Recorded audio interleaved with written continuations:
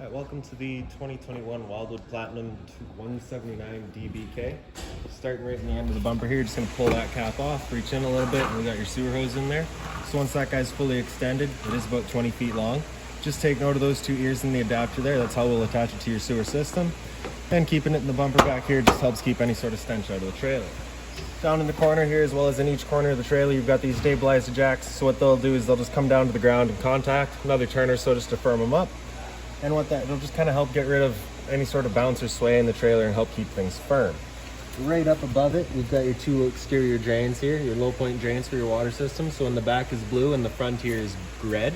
So just of course hot and cold, we'll just be opening those up, allow those to drain out, just for the sake of if you're leaving the trailer for a little while and didn't want your water going stale or stagnant. Right up here, we've got your cable and satellite inlet, so a coax cable will plug into there and fire up at your TV location. Right here, you've got your actual sewer system. So just this cap here attaches the same way as your hose will. You're just gonna kind of press it in, turn it off, and there you go. You can see it's got the same ears here that you had on your sewer hose, so that'll just be pressing on, turning, and locking into place. On the left, we've got a gray valve. On the right, we've got a black valve. So that black valve is controlling your black tank, which is filled from your toilet. So when it comes to dumping your tanks, you're gonna wanna dump that first, allow that to drain out completely, and once it's done, we'll come to the gray.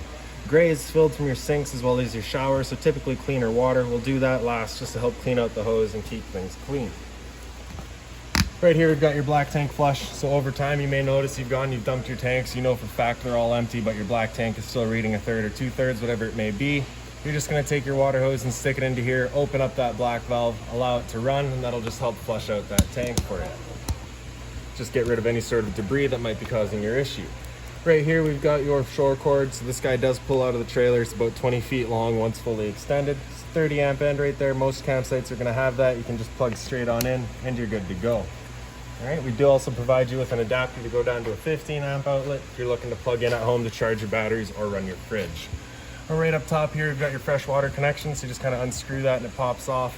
Take your water hose and stick it into there, turn on the water, and that'll fill up your freshwater tank. You know it's full once it starts spitting water out of that vent there. Screw it back on. The drain for that tank is just this little white cap underneath here. You'll just unscrew that and that'll drain out that tank for you. Right down here, we've also got your city water connection. So your water hose is just gonna plug into there, turn on the water, and that'll pressurize the water lines throughout the unit. To the left of that here, we've got your hot water tank. So just this keyway there is gonna line up and pop it open. Just this pressure relief valve up there, you just wanna hit that, make sure that shot of water comes out before you turn it on. For turning it on, that control's just inside, but you want to make sure this guy's full before you fire it up, just so that you're not running the risk of burning out your elements and such. Once we're inside and do fire it up, I will go over a reset procedure. The button I'll refer to is just right here. All right. So we're going to close that back up, lock that keyway back down, and we're good to go. Beside that, we've got your furnace. So of course, whenever you're running a furnace, you just want to make sure nothing's blocked over this guy. It does get hot. Straight up from there, we've got your stove vent. So of course, propane stove is putting off fumes whenever you're using it. So you just want to make sure this flap out here is open, allowing your fan to evacuate those fumes. Once you're done and ready to close it off and go traveling again, you just kind of push it into place and it'll kind of click in. Up front, we've got your storage compartment here. So that just opens up, has this little finger on the side, holds it open. So in here you can see we've got the weight distribution hitch that this customer's opted to go with. So that's all right there. The water hose that we provide you with, as well as that park adapter I was telling you about. All right, so your 30 amp cord into there and then 15 amp into a standard outlet. This storage compartment does see straight through to the other side. To the front of the unit, right in this black box back here is your battery. So as long as you're plugged in through that short cord in the back or through your 7-pin into your tow vehicle, that battery is charging for you. Right here, we've got your propane tank, so standard barbecue style tank. You're just gonna turn that valve to open it up, and that's that. In the front, you've got your tongue jack, so one way's up, the other way's down. Over on this side here, you just got a little Furion solar panel plug-in. So you just take your panel, plug it into there, and that'll charge up your batteries for you. Other end of your storage compartment. So just inside here, right up on the wall there, you can kind of see you got that one little driver right there. That's for all of your stabilizer jacks. It'll fit onto that end so you can run them up and down. And GFI protected outlet out here, so you do have power outside. Right back here, we've just kind of got your exterior kitchen.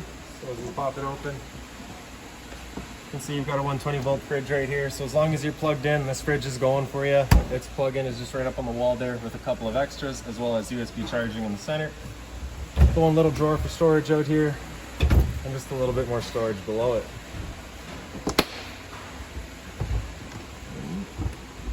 And then to the back of the units, we've just got this little exterior shower there. So you'll get a key, it'll look just like this guy here. You're just gonna stick it on into there, open her up. And you can see you get the 3-foot hose with the standard head, as well as hot and cold water. Right?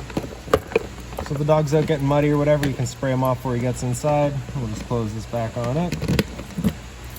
And then of course the spare tire. Okay. And then we'll come to your entry door. Your assist handle is just going to go up 90 degrees and pops into place. Open up our door, grab the bottom step there, up and out, and flip this step over. Right. Do keep in mind your awning arm is right behind the door, so you don't want to be opening it up all the way. You just kind of want to go to 90 degrees, and that's about it. When you first get inside, right up on the wall there, we've got a fire extinguisher, as well as right behind it, you've got the power outlet and USB charging there. Right in this cabinet here, we've just got the little blue binder there, has all of your owner's manuals, any remotes, anything like that for you is right in there, as well as the stereo system, right? So because they don't actually put a dedicated stereo in the unit, they just kind of provide you with that Bluetooth speaker, and then the storage across the top as well. So at your panel here, you do have the light switch on the right, just does the one light over the dinette. The light switch to the left of it does your exterior awning light. And for your awning, you just got this switch down here. You press and hold the top of it, and it'll make its way out. Again, just making sure your door is at 90 degrees or so, just that it's not contacting.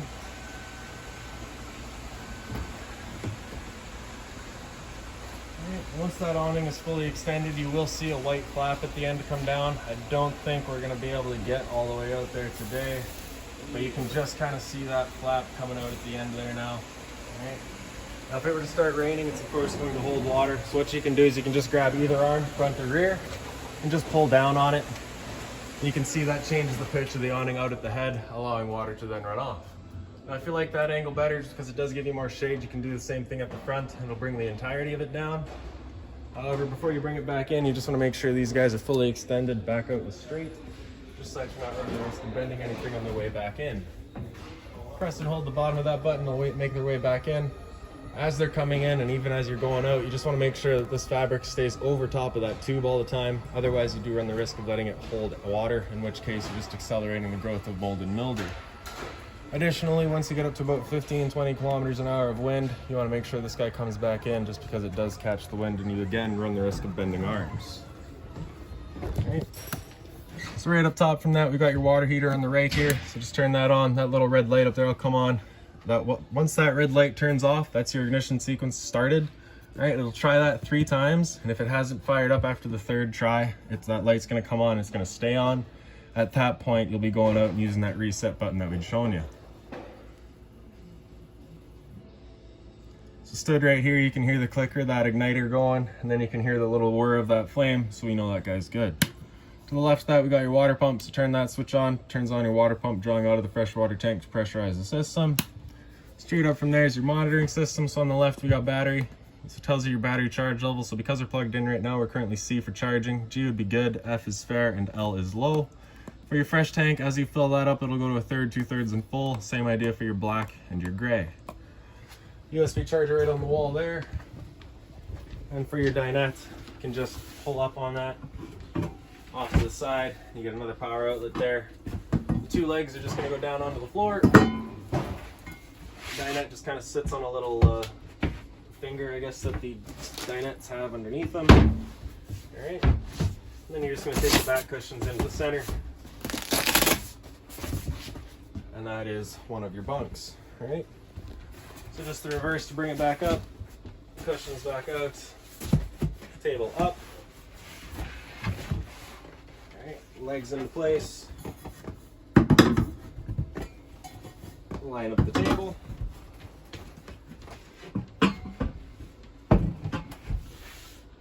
There you go. So for your main bunk, which is right in the, or sorry, for your lights, just center push buttons on them, hit them and they turn on. For this front bed here, you're just going to take your cushions, throw them off to the side somewhere, undo this travel latch, slide this piece down, and then just bring the mattress down with it. And there's your main bed. All right, putting it back away, you're just gonna lift the whole thing up, push it back there, slide that travel latch back into place, and there you go. So emergency exit on the side here. So you're just gonna be pulling that red tab to get rid of the screen, take this handle, throw it outside, and that's that. USB charger on the wall. Right up here is a TV backer, so if you want to mount a TV, it's going right there. Unit is pre-wired for Wi-Fi. Right here in the back, we've got your cable and satellite outlet. Right there in the center is your antenna outlet. So turn that button on right there, you get that little green light. That's just letting you know your antenna is turned on and you are getting a signal. And then of course, power outlet for it. Smoke detector here. And then we got your microwave. It's pretty standard, just like home. Not much I'm going to teach you there. Below that, we've got your range vent. So we got the light as well as the fan.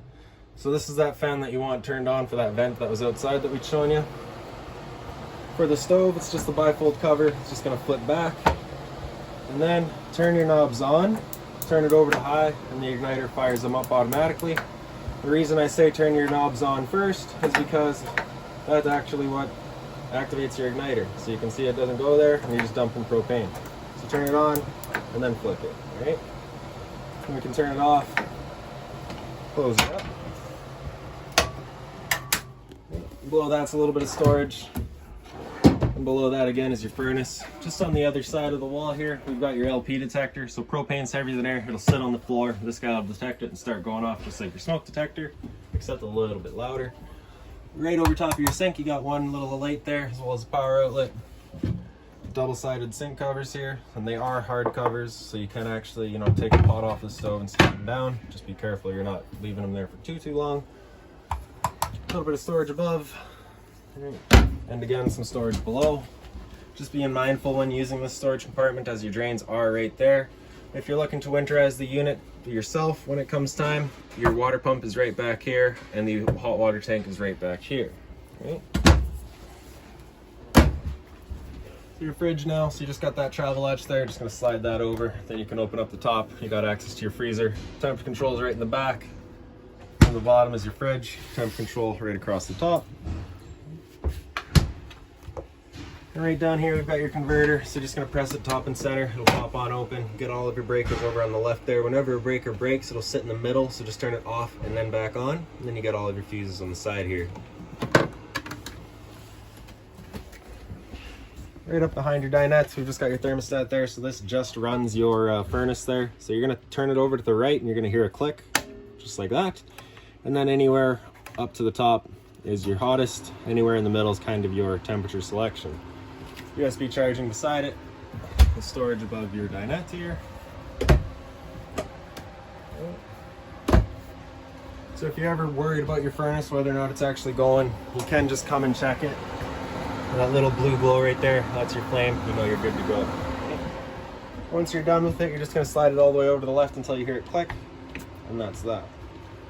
Your two bunk spaces back here, pretty well identical. You just get the one light.